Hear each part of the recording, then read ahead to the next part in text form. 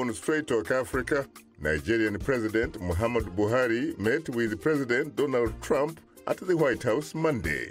He is the second African leader to do so. They discussed ways of enhancing the strategic partnership between the United States and Nigeria. That's coming up next right here on Straight Talk Africa. Hello, welcome to Straight Talk Africa, live from the Voice of America headquarters here in Washington. I am Shaka Sali. And hello to all our viewers and listeners on the continent and elsewhere. I'm Esther Githui-Ewart, your social media reporter. And today, it's a discussion and reaction on Nigerian President Muhammadu Buhari's visit to the White House Monday. And coming up later, our audience has weighed in on our topic through emails, Facebook and Twitter comments. We'll reveal some of them ahead on Straight Talk Africa. Nigerian President Muhammadu Buhari was welcomed to the White House by U.S. President Donald Trump on Monday. My colleague Paul Cisco has more on the story. Thank you very much. It's an honor to be with President Buhari of Nigeria. We have many things that we do together, as you know, especially on terrorism and terrorism-related. We also have a very big trade deal that we're working on. President Trump warmly welcomed Nigerian President Muhammadu Buhari to the White House Monday. Thank you, Mr. President, very much for inviting me. It's a great honor. I'm very grateful for it. The Nigerian president and President Trump focused primarily on security, weapon sales, and matters of joint national interest. We are very grateful to the United States for agreeing to give us the aircraft we asked for, the spare parts. We are even more grateful for the physical presence of the United States military sections that go into our institutions in Nigeria and train them and go to the front in the Northeast to see how they are performing. They held an afternoon news conference from the White House Rose Garden. How soon will you be visiting Nigeria? Well, I would like to visit Nigeria. I'd like very much to visit Nigeria. It's an amazing country, and in certain ways, I hear from the standpoint of the beauty of a country, there's no country more beautiful. So I would like to. And the first part of your question, I couldn't hear what you were saying. Go ahead. The helicopters. Oh, helicopters. Yes. Oh, we love helicopters. He likes them more than I do. He likes buying helicopters, but he is, and they're buying a lot of helicopters. Helicopters. We want to know how soon Very soon. you're releasing them to the country. Yes, very soon. We're getting it approved. My question is to President Trump. Thank you. The fight against corruption is one of the major achievements that the Nigerian government has presented to the world. And the records show that United States of America is one of the major destination countries of illicit funds and assets from Nigeria. To what extent did you discuss the need to repatriate these funds back to Nigeria to fund critical infrastructure, to cut down funding for terrorism, and also to reduce illegal immigration from Nigeria to your country? In terms of corruption, Nigeria has a reputation, as you understand very well, for very massive corruption. I also know that the president has been able to cut that down very substantially. We have a lot of people in this country, and frankly the country itself, that invests in Nigeria, so cutting down on that corruption element and a corrupt element is very important to us. And the president will be able to do that. The United States recently approved $600 million in military sales for Nigeria. The equipment and money are being used to fight Boko Haram. The extremist group has been waging a decade-long insurgency in Nigeria. Earlier, the U.S. president wanted an update on the kidnapped Chibok girls. We have very much decimated ISIS. Much has taken place over the last 12 months. But Boko Haram has been terrible. And how did you do with the young women that were kidnapped? We haven't given up. We are trying to get everybody back to join their families and their schools. President Trump warmly met with the leader of Africa's most populated nation. He condemned Boko Haram as a ruthless jihadist group, and they vowed together to work to defeat them. Paul Cisco, VOA News, Washington. Thanks, Paul, for that interesting report. Joining us here in the studio are two distinguished guests. Grace Aliheri Abdu, a VOA Hausa journalist, and the Reverend Nyedi Okule, Executive Director, Africa Faith and Justice Network. Well, Grace and Nyedi, I have to say that I'm profoundly honored and exceedingly humbled to have the opportunity to host you on Straight Talk Africa. Thank you for having us. Thank you for having me. Always a delight to be in this prestigious forum and to be hosted by you. I'm honored. You're most welcome, sir. Yeah. And last but not least, Dr. Baba Adam, Dean of Institutional Effectiveness, Merced College, California. He joins us live via Skype from Merced, California. You're most welcome, Dr. Baba. Dr. Baba, can you hear me? Well, I guess there must be some technical difficulties. Can you hear me now? Can you hear me? No, I cannot hear him. Well, I guess we do have some technical difficulties, but I'm sure that he will be able to join us shortly. Later in the program, we will give our audience a chance to call in with your question or comment. The number to call is 202-619-3111. The US country code is 1. Let me come back to you, Grace, immediately. First of all, how are you? This is the first time I have the honor, in fact, to host you on this platform. Thank you for having me, yes. You're most welcome. Thank you. You covered President Buhari's visit at the White House and what have you. Yes. Tell us, what was your experience like? Oh, well, it was fun, you know, doing what you know how to do best. As expected, you know, we heard that some people will be demonstrating, and then we had people, let me even say 3 groups of people. One demonstrating for a certain cause, another group was there to support President Muhammadu Buhari, and another, they call themselves the neutral group, like the people in the middle. So the group that was protesting actually is the Biafran group, you know, that was specifically asking for the release of their leaders. They were, you know, accusing the Nigerian government of on so many issues, and specifically saying that there's no going back in their effort to break from Nigerian country and form their own country, that they have tried everything possible to see that they broker peace, but it's not working. And so for that reason, they just want their own country. And the other group, like I said, that was there to support President Muhammadu Buhari. Interestingly, I met some people that are not even Nigerians. They were just there that they said, you know, a little boy that I interviewed, I asked if he speaks Hausa, he said no. I asked if he is a Nigerian, he said no. And I asked why he was there. He said, well, his father told him that a king from Nigeria is coming. And so he was there to see him. And the people that were there to support Muhammadu Buhari indicated that they are very much in support of what is going on in Nigeria. They are very happy with the progress that has been made thus far. They want to see that this continues, even though the promises that President Muhammadu Buhari made before assuming office, you know, his electioneering campaign promises were not fulfilled, but they feel that a lot of progress has been made, and they believe that given a second chance, it will bring especially these issues that even President Donald Trump mentioned, this issue of corruption. They talked about the insurgency of Boko Haram. They talked about even the Chibok girls, you know, the effort that has been made to get some of them returned. And so they said, given the opportunity, they believe that President Muhammadu Buhari is on track to bring the remaining girls. And as you know, it's not only the Chibok girls that, you know, are still in Boko Haram custody. There are so many people, men and women, especially women and children that are there. I understand that they are in even, I mean, like thousands of them.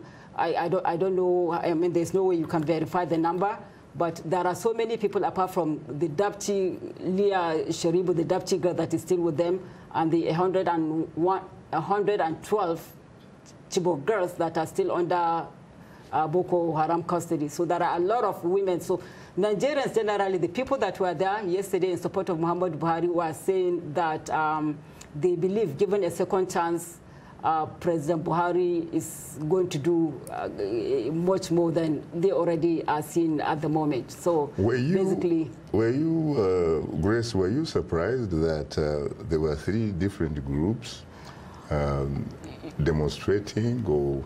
I am not surprised, because that's the beauty of democracy, you know. That's democracy. If I only saw people supporting President Buhari, I would have been surprised.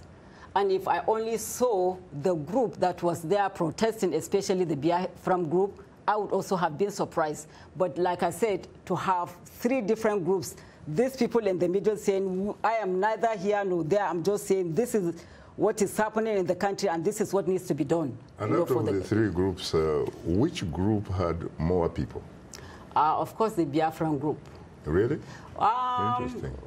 Well, let me say 50-50. I mean, on the other side, but the group in the middle, I think there were just a couple of people. I see. Yes. Well, Reverend Nyede, I know that you were not in town, but obviously you must have been following very, very closely. You heard about, of course, the 3 different groups, and the third one apparently is the third force. I mean, I don't know whether it is third force or Biafra group or whatever, but is that a reflection, for example, of what some are calling the third force in terms of the upcoming elections in Nigeria? Yeah, let me go back to what Grace said earlier, talking about the issue of corruption and talking about security. Okay, I know President Muhammadu Buhari came in, actually he was elected on the promises of fighting corruption. And people were looking at him, looking up to him as a former military general to contain the issue of security in Nigeria. These 2 issues are really key to the functioning of the Federal Republic of Nigeria. Now, on the issue of corruption, I know he came in, he has tried to tackle as much as he can. We have heard, you have heard here a number of revelations about people just stealing money as if there is no tomorrow. You know, even prior to that, the Attorney General here in Washington of the Federation, Eric Holder, had to freeze $458 million belonging to Mohamed Abacha. You're talking about the last administration, correct? Yes, but the point is that, you know, this administration has tried to pursue leads to money that has been siphoned out of the country abroad. And recently, a condominium was foreclosed in New York, $50 million, belonging to some Nigerian who had been in government. So that is going in a way there. But there is something here that is troubling many Nigerians. The security issue is getting worse. The security issue is getting worse. Sometimes some of the people who have been caught in what they had looted, people are addressing, okay, what do we do with it? The question that was asked to President Trump about the U.S. being a heaven for looters. So what is happening there? So on those 2 counts, we can say that, well, the people are still anxious to see the promise fulfilled. Well, unfortunately, Reverend Nyede Okule, time happens not to be our best ally. Yeah. Could we come back to that and Absolutely. A little bit more later? Before pausing for a short break, we want to remind you that Straight Talk Africa is now streaming live on Facebook. To watch our show, just enter the keyword Straight Talk Africa and don't forget to share it with your friends. We are on Twitter and we are tweeting live. Follow us at VOA Shaka That's VOA Shaka, and join in on today's discussion with your questions and comments. Don't forget to use the hashtag VOA Nigeria US, and we'll air some of your comments later in the show. We'll be right back with you, so please don't go away. We are able to touch on things that are important to people on an everyday basis. We hope that our viewers are getting inspired when they watch our show. They're getting a view of the world from a different perspective, things that perhaps are not in their immediate vicinity. Today, I could put in on the show something that is a little different, a little unique, and this gives me that inspiration to come to work. This is Straight Talk Africa on the Voice of America. What is your opinion about today's topic? Call us at 202-619-3111. U.S. country code 1. When you call, remember the following. Ask only one question, keep your comment brief, and turn down the volume on your radio or television. Now let's return to Straight Talk Africa. Thank you very much, Esther Gizu Yuwad. And of course, this is Straight Talk Africa, coming to you live from Washington. I'm informed that our third guest is now on board. Good morning, Dr. Baba Adam. Good morning. Thank you for the invitation. How are you, sir? I am hugely terrific. I have to tell you, frankly, that I am profoundly honored and exceedingly humbled to have the opportunity to host you on Straight Talk Africa for the first time, and especially from the Golden State. Yes. Well, you are an alumni of University of California. Well, I'm afraid I don't seem to be hearing what you are saying. Can you hear me? Yes, sir. Let me increase the volume. One moment. Now, Dr. Adam. Yes, sir. Yeah, let me come. Apparently, we do have some experiencing some problems with Dr. Adam from the Golden State. But let me come back to you again, the Reverend Aniede. Before we really get into the beef, really, and we're talking about, obviously, the issues of security, corruption, and a lot of other things. What about the trip itself, really? What is your report card? Well, the visit itself, I think, to have him, he was invited. So that shows some significance, some acknowledgement. And he's the second president from Africa, yes, actually, to be invited at the White House. At the White House. After the Egyptian president. Absolutely. So that shows some significance. And that shows also that the U.S., in spite of some of the rhetorics we hear, looks at Nigeria as a partner to reckon with. Okay. So the issues of bilateral talks that we heard the two of them talk about in terms of ensuring security and trade issues. So I think on that note, to have the president of Nigeria here in town discuss it and beam it back to the country is of great significance in itself. I think that also that it would be, in terms of scorecard, you mentioned Biafra. I think, many Nigerians don't really give attention to the way that we see it bloom up, because what is... And you happen to come from that particular region, yes, isn't it? I come from there. And I can say that Biafra as we knew it, I was a little boy growing up when Biafra was there. Biafra as we knew it does not exist, in the sense that that was a region by itself in the 1960s. But isn't it possible, frankly, that some of these people are using Biafra as a metaphor for sending a message of saying, you know what, we are tired of being marginalized? Absolutely, yes. I mean, that's a metaphor that many Nigerians can relate to at all levels, not just that zone. There are many sectors of the country that could talk about being marginalized. you know. I think so that too that if you look at the issue of what is it when we talk about the North-South relationship, or is it East-West or Christian, Muslim, and all of that. Every group can have an issue of being marginalized. The North-South divide. And yes. In fact, what about Boko Haram? Because what about Boko Haram? Yes, Boko Haram. What are the fundamental root causes of them? Marginalization. Okay, so in fact, if you can give me a little minute to talk about Boko Haram as I understand it, as I have seen it. Boko Haram originated from a feeling of being sidelined, from a feeling of not reaping the fruits of the republic, from a feeling that they were not being cared for. And so they started talking about the issues in the country that marginalized people.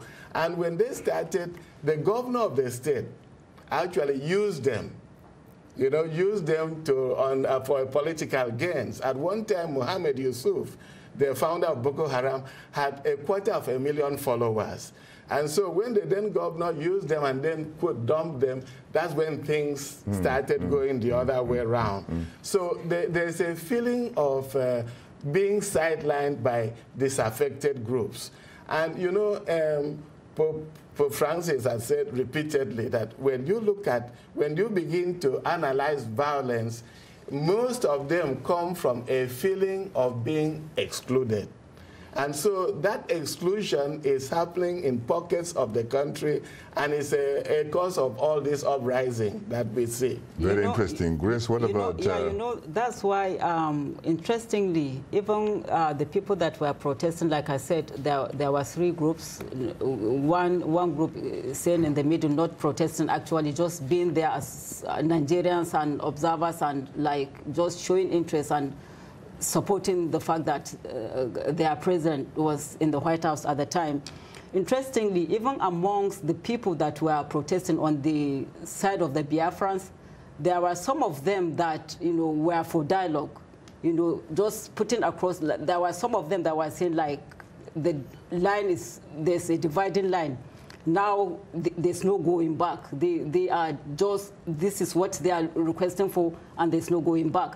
But there were some of them that were talking about dialogue. How can we come together as a nation? I see. You know, and discuss and face a common front and progress as a nation. Grace, I have been monitoring the Nigerian media, and largely television and you know, the newspapers and stuff like that. And some of the lawmakers in Abuja were actually saying this was a huge success for President Buhari. Yeah, as a matter Would you agree with them? Yeah, as a matter of fact, you know, like, you know, we did Facebook Live, and you know, it's one of the programs that we covered. This visit had attracted a lot of attention. You know, there were so many people that commented, and even those that were skeptical about him coming, because before he came, we did call-ins to ask listeners, you know, what do you think about him coming? And there were so many people that were saying, no, he shouldn't come, you know, and gave their reasons for not wanting him to come. And like I said, they were very skeptical about him coming. And when he came, from even his arrival, even before the meeting, they saw the benefit of him being here. He seems to have gotten almost about everything that he really wanted. And more. There you are. And more. But yes. What about the manner in which the American media treated this particular trip, this visit, really? Yeah, I know there's been comparison with the visit of French president, yes, and comparison with the visit of the German chancellor, but this is in a very different light. You know, I mean, people try to say, oh, it wasn't as flamboyant as Emmanuel Macron visit. But what about the coverage? I mean, the coverage, they did not even ask President Buhari questions. That's it. Yeah, that surprised me, though, that as we see there, most of the questions were directed to the President Trump about his take on Nigeria. But the fact of the matter... What about the fact that even some of the questions which were actually being asked were about Nigeria, but they asked it to the president of the... Yes, but some of the first questions were not about Nigeria. They were in fact about domestic politics. We're talking about the war. Then we talk about international affairs. We go to Israel, Netanyahu, Prime Minister Netanyahu. When it was a Nigerian president that was visiting, and we have so many. And what about that? But then that plays into the general narrative here that the media gives very little attention to African issues generally. It is. Are you surprised by that? Because at least as far as I'm concerned, when I was still a student, I used to learn about colonial history. European history, for example, covering Africa. It was about essentially covering the Europeans in Africa. Yeah, and Africans were backdrop. And that has not changed much. You know, that has not changed much. It's until we here have some interest out there that the coverage is skewed in favor of what we need to hear and what we need to talk about. And that has been largely, I mean, you look at whether it be catastrophe happening there, it will come as a footnote. And then something much less will happen in Europe, and then it will get a coverage all day long. But I think, for me, I think it's slighting the significance. For example, Nigeria, a country that we know, stands in terms of its population, in terms of its people, in terms of the economy, and in terms of even Nigerians its in this country. Its contributions even to the United States and globally. Yeah, in contributions to the world globally. And in this country, for example, you have some of the most technical, the first doctor, a Nigerian doctor, taking out a 3-month-old fetus, performing surgery, removing tumor, putting it back, and the mother carrying to term. Nothing had been done like that before. And the list goes on. So, I was reading, I was reading a book about the Scramble for Africa. And we're talking about the years 1876 to 1912. Yes. But when you look at that book, essentially, you are looking at Dr. David Livingstone in Africa. The man that came with the principle of urging Europeans to go to Africa because of what he called the 3 C's: commerce, Christianity, and civilization. And then you look at the American British journalist. I'm talking about Henry Morton Stanley, the man, of course, that made it possible for the Congo to end up in the hands of King Leopold II of Belgium. Is there anything, frankly, that has changed, especially when you go back to Berlin, the Berlin Conference, in 1884-85, where Africa was being divided among the European powers like a piece of cake, with not a single African present at that table. Are you surprised? You see, the thing is, the truth of the matter is, truth be said, the Western media is more interested in when there's something negative coming from our countries, that is when it makes news on international scene. But when there's something positive, you hardly see people interested. And I don't want to agree with the saying that only bad things make news, because like we said, if other president can come here and media is interested, there's no reason whatsoever why you'll have a president of when we call a country, a very strong economic, a country with a very strong economy like Nigeria, and with all the issues that are going on in Nigeria, like we said, there are 1,000,001 issues that you can discuss and talk about in the media as far as Nigeria is concerned. I was reading a day before he came, a day before he came on the Express, in the paper there was a column on Nigeria, and even the day after he came, but it's just like brushing over the visit and that's it. Well, Grace, unfortunately, time again happens not to be our best ally. You are tuned into Straight Talk Africa. We'll have more of our discussion in a moment, including our social media segment. So please, don't go away.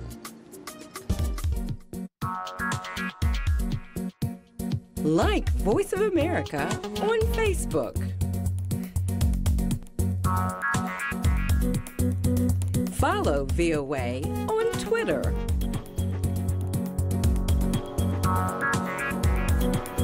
Join VOA on our YouTube channel.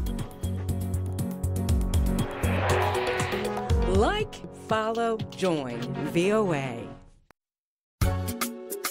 This is Straight Talk Africa on the Voice of America. Call us now with your questions and comments. The number is 202-619-3111 and the U.S. country code is 1. Call us direct and we'll call you right back. Remember to turn down the volume on your radio or television and keep your comments brief. Now back to Straight Talk Africa. Thank you very much, Esther Githui-Ewart, and of course, welcome back to Straight Talk Africa, live from Washington. It's time to bring in our social media reporter, Esther Githui-Ewart. Take it away, Esther. Thanks, Shaka. As always, we've received great social media feedback this week. As we've mentioned, Nigerian President Muhammadu Buhari met this week with President Donald Trump at the White House. The two leaders talked about ways to enhance the strategic partnerships between the U.S. and Nigeria. And this leads us to our question of the week, which asked, what issues should top the agenda during the discussions between Nigerian President Muhammadu Buhari and U.S. President Donald Trump? And let's start with a tweet from Ahmed Hassan from Somalia, who tweets, I think instabilities in West Africa and the growing Russian and Chinese influence in Africa could be key issues topping the agenda. Now to our social media comment of the week from Facebook fan Muhammad Ahmed Mansour in Monrovia, Liberia, who writes, the issues of security, good governance, peaceful transition of power, fighting corruption and kidnappings, and the fight against terrorism should top the agenda during the discussion between President Muhammadu Buhari and the U.S. President Donald Trump. Specifically, the issue of Boko Haram should grab the attention of the leaders. And let's go to another comment from Facebook fan Deodato Carls in Tanzania, who writes, terrorism should top the agenda because I have a feeling that if Nigeria's issues with terrorism are settled, this will mark the beginning of new Africa without terrorism. And our last Facebook comment comes from Moses Lochang, who writes, Buhari should warn America not to attempt to spread terrorism, weapons, regime change, and military bases in and around Africa. A reminder that we appreciate all of our audience feedback. If you are a new fan, drop us a line at africatv@voanews.com. To comment on our Facebook page, just enter the keywords Straight Talk Africa. Be sure to visit us online at voaafrica.com. To join our YouTube channel, sign up to VOA TV to Africa. Follow us on Twitter at VOA Shaka. Straight Talk Africa streams live every Wednesday on Facebook, or simply go to VOA Straight Talk Africa TV program page on our website. To watch us live on your mobile device, download the VOA mobile app. And now let's look at what's on tap for next week's program.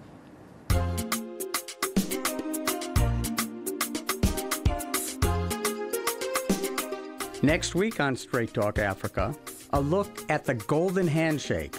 On March 9th, Kenya's President Uhuru Kenyatta and former Prime Minister Raila Odinga publicly vowed to work together for all Kenyans, announcing that they had reached a deal to end the ethnic political animosity marking most political affairs in the country. That's next week, right here on Straight Talk Africa. Now, well, Shaka, that's all for today from the social media comments. You and the guests have quite a number of social media comments to discuss. Back to you. Thanks indeed, Esther. And of course, today we are talking about Nigerian President Muhammadu Buhari's visit to the White House.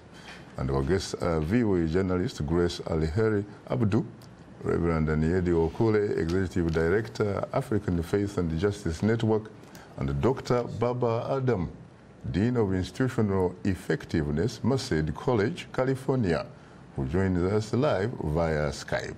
I hope we are lucky this time. The three of you, of course, lady and gentlemen, again, you are most welcome, of course, to Straight Talk Africa, and I'm profoundly honored.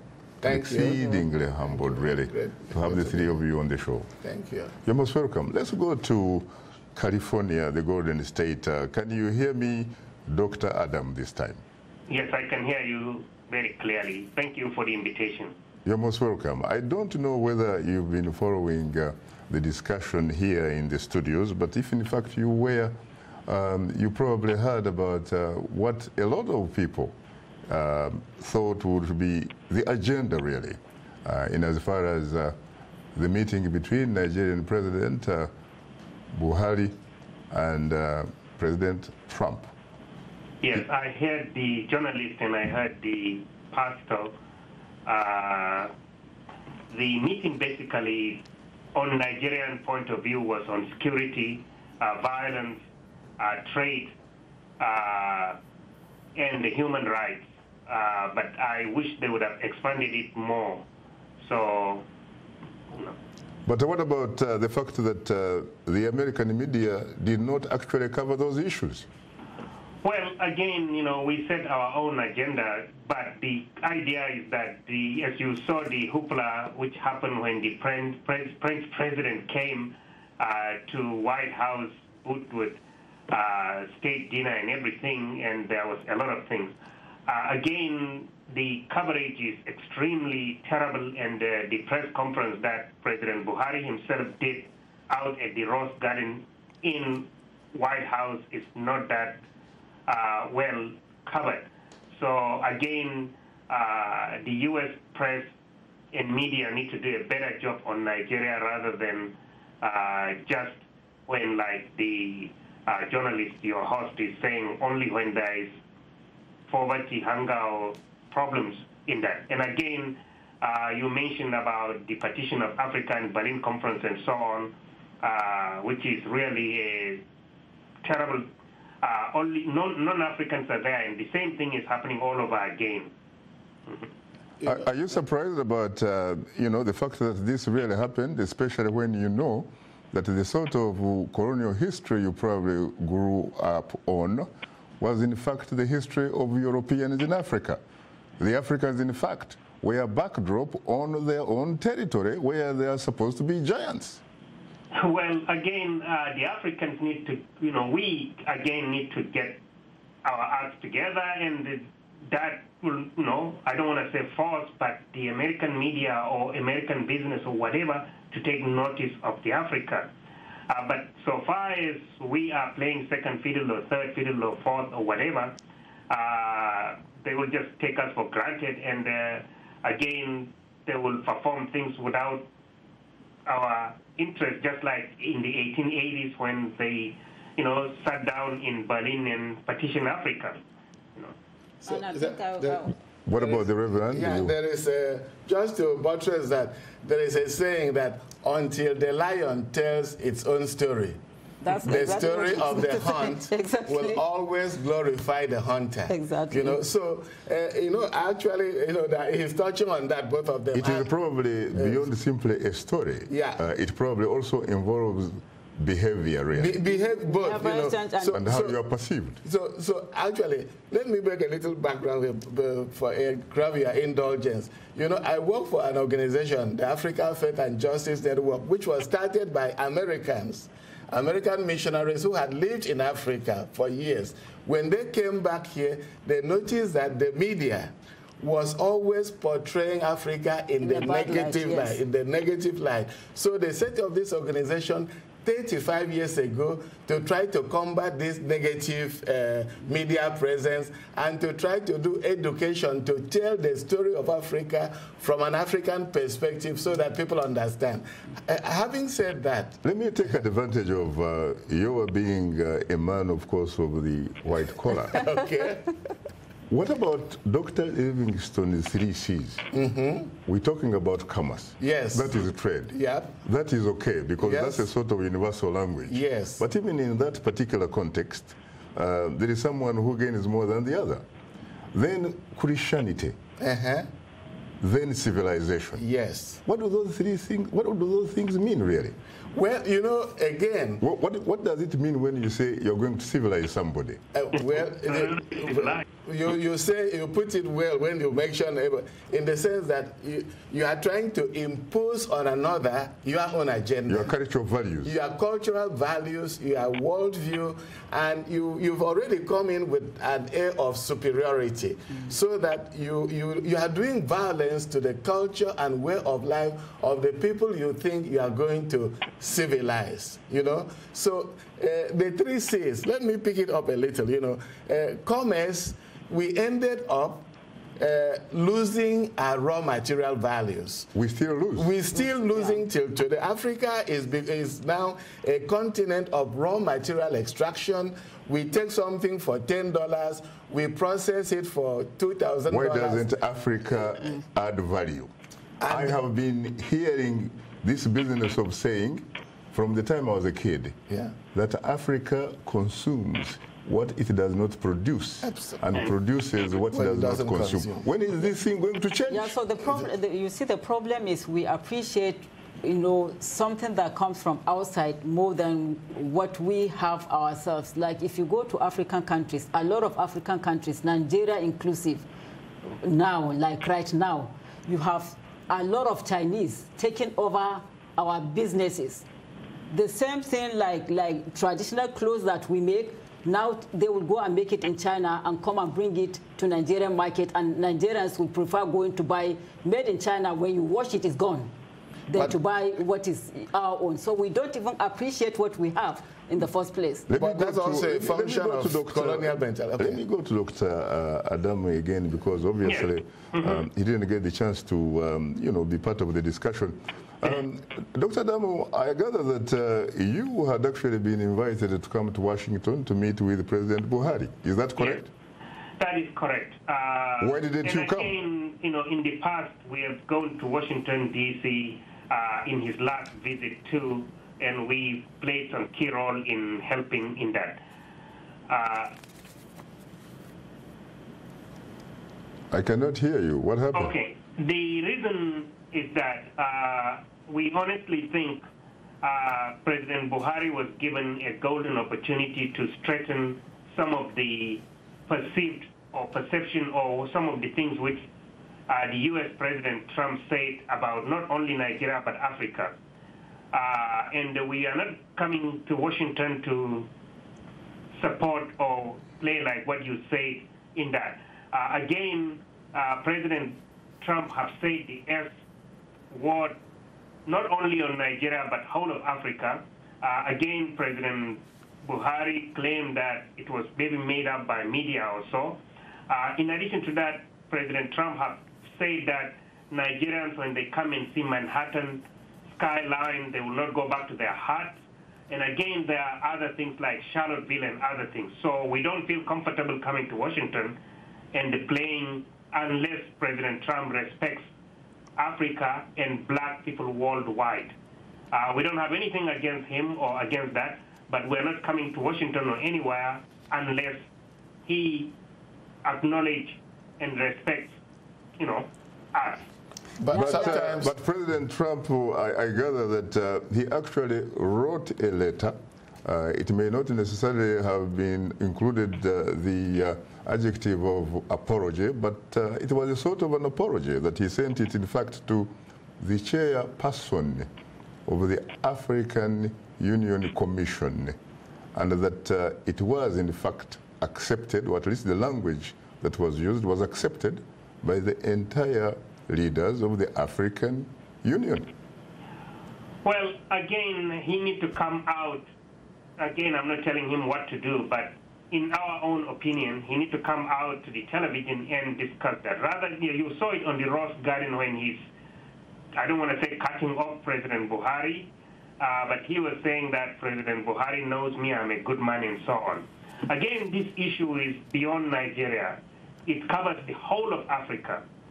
Again, what we expect is President Trump and the United States to respect Africa.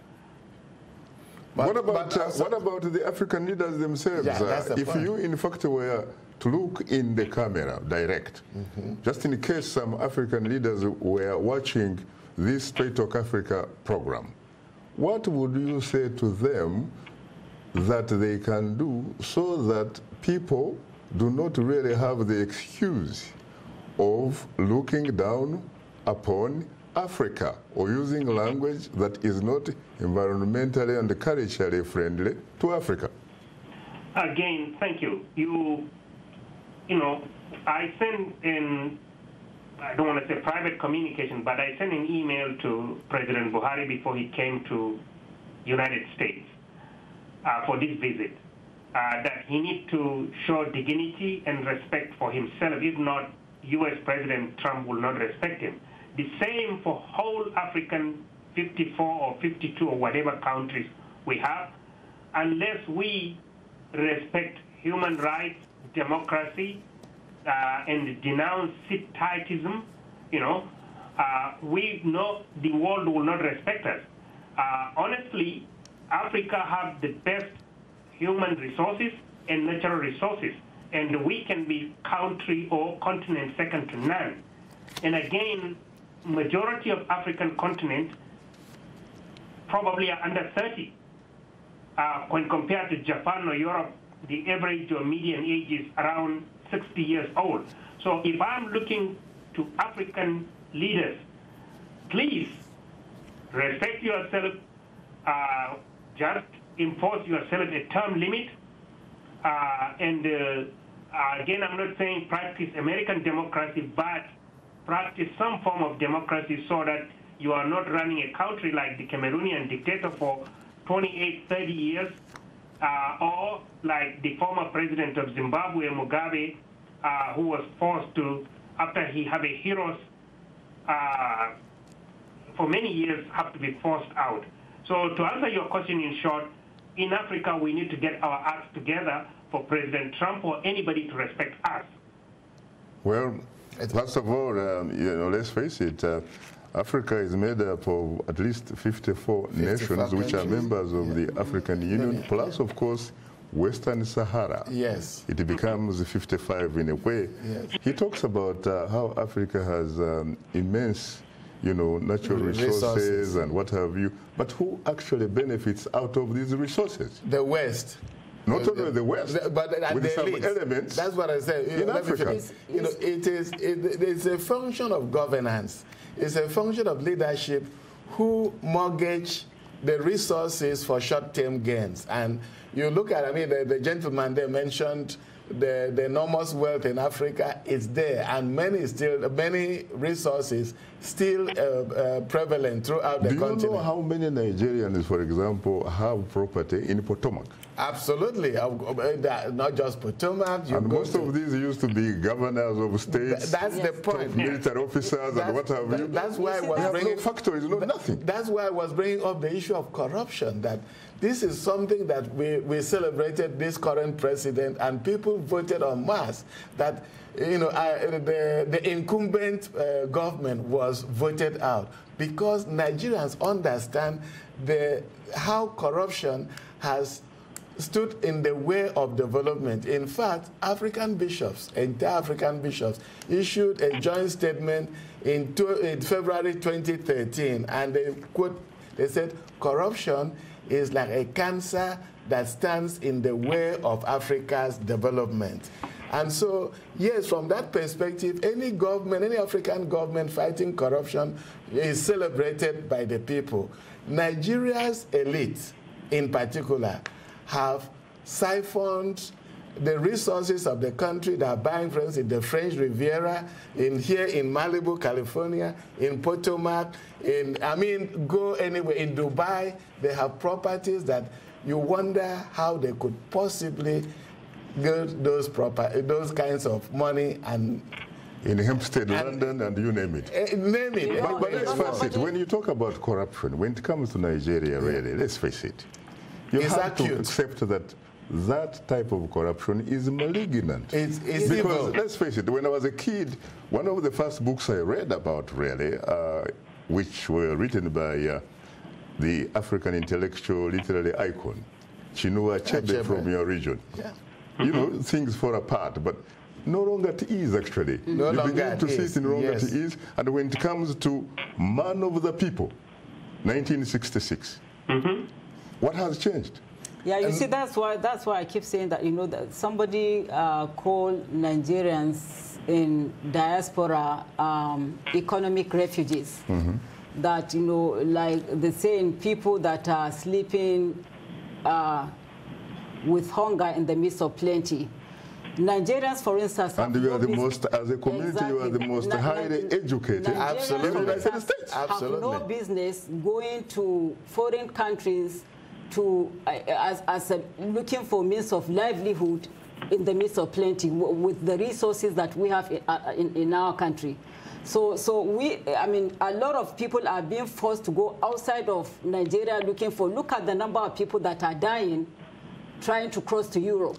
Look at the number of doctors Nigerians actually have here. 2,500 in South Africa. Yeah. And yet when you go back to Nigeria, we have that problem. Yeah. And even it is the elite who have to go on some sort of medical tourism all the time. And when they reach in those places, guess who actually is Nigerians? The Nigerian doctors. Research has proved that even in the US, you have more Nigerians that are more educated than other immigrants that are in the United States. You have more educated people, you know, coming from Nigeria in the United States alone. So, I mean, Nigerians are educated, Nigerians are hardworking, Nigerians are willing, you know, and able. So, but our leaders have not created the enabling environment for them to strive, for them to prove themselves. But in fairness, I think to President Buhari, honestly, I think, let's face it, I think he has tried so far. He's only been in the power for 3 years. I mean, see a little bit he has sent a message in terms of people who are corrupt, except that his critics say that that type of fighting against corruption seems to be, quote unquote, in their words, not mine, selective. Yeah. Well, yeah, there is let me start, I'll come to that. Let me start to talk about the Nigerian elite. You know, we have a government in terms of the Senate, the National Assembly, that is more expensive than maintaining the U.S. Congress. You know, the average senator or lawmaker, they earns more money than the lawmaker in England, in France, in Russia, around the world. Okay, and you see that a state like Benue State, where there is this issue, they receive from the federal government about 105 billion naira. Benue State? Benue State. Isn't that the state of Dr. Adam? No, I'm from Borno. You are Borno, yeah. Okay. 100, you know, and it's a population of about 4.3 million. And the National Assembly gets 120 billion. And there are only about 2,000 of them. So you see, the cost of government, I know the president, this current president, when he came in, raised an issue about that. But the forces are so great that they don't seem to go beyond themselves. So the cost of government on top of the acute corruption that, you know, is mind-boggling. It hampers the growth of the country. And I think that, let me sound a note of caution here. You know, when you look at history, when you look at processes, you look at the Bolshevik Revolution, you look at the Russia. You look at the French Revolution, okay? These are the kinds of things that the elite keep living as if there is no tomorrow, and if the population don't matter. And you have in Nigeria an educated young population, disenfranchised, and this government is, I mean, the National Assembly. I'm not talking about the presidency now. I'm talking about the National Assembly, the senators, the lawmakers are living as if everything is okay. Someday, if they don't take care, someday they will pay in a very hard way. So you remind me of the Carnation Revolution, or the Captain's Coup in Portugal in 1974. Let me come to you again, because time happens not to be our best ally, really, Adama. What about the fact that President Buhari really has done at least something about Boko Haram? Boko Haram used to occupy, for example, 3 states, the size, in fact, of Belgium. But right now, they don't actually occupy any particular territory. Isn't that some kind of progress? Well, yes, a lot of progress. First of all, I'm from Borno State. Actually, I'm born in Maiduguri, which is the epicenter of the Boko Haram establishment. A lot of progress have been made in terms of security. Right now, there is not a single local government area that is controlled by Boko Haram.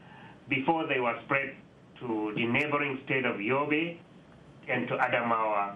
But there are still remnants of Boko Haram up in the Lake Chad area and in the surrounding area, say Cameroon and Niger Republic, and even up to Central Africa Republic. Definitely a progress has been made, but the Boko Haram is not totally eliminated. One of the things, if we will communicate or advise the government, is the Nigerian government need to address the root cause of the Boko Haram insurgency.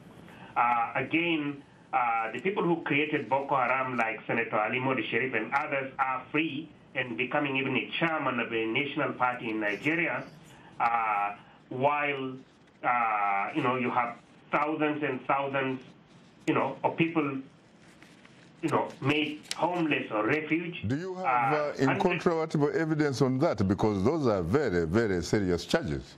Well, if you transfer money, well, first of all, Borno have a Ministry of Religious Affairs. They, Ali Modi Sharif created that, and again, you can just Google in that. So again, the people who created this mess are let free, and the Nigerian government is looking the other way. Like well, I'm saying, unfortunately, my brother, really time is not our best ally. I have to go because we have to do something else, if you don't mind. Definitely. Thank you so very much, sir. Well, before we go, we would be remiss if we did not pay tribute to the late Professor Adebayo Adedeji, who died after a brief illness on April 25th at age 87. The Nigerian economist and academic was a full-fledged professor by age 36. He was responsible for the economic development and reconstruction of post-Civil War Nigeria. He also was appointed Under-Secretary General of the United Nations.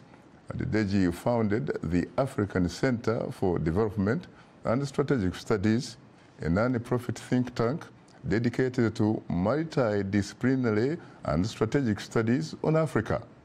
May his eternal soul rest in peace. Amen. On that note, our guests today were Grace Aliheri Abdu, Reverend Nyedi Okule, and Dr. Baba Adam. Thanks to our affiliate stations, along with our viewers and listeners. For many of our Voice of America radio affiliates, Learning English is coming up next. And tomorrow morning is Daybreak Africa with James Bate. On behalf of the Voice of America, thanks for tuning into Straight Talk Africa.